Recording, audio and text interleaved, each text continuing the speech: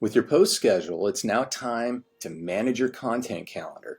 How do we do this? We're going to navigate to Social Planner's calendar section right here. Now here you can see all of your upcoming posts laid out day by week or by month.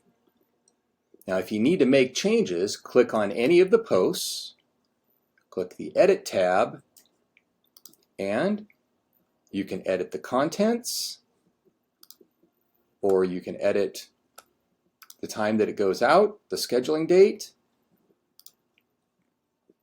and or you can add additional social media accounts.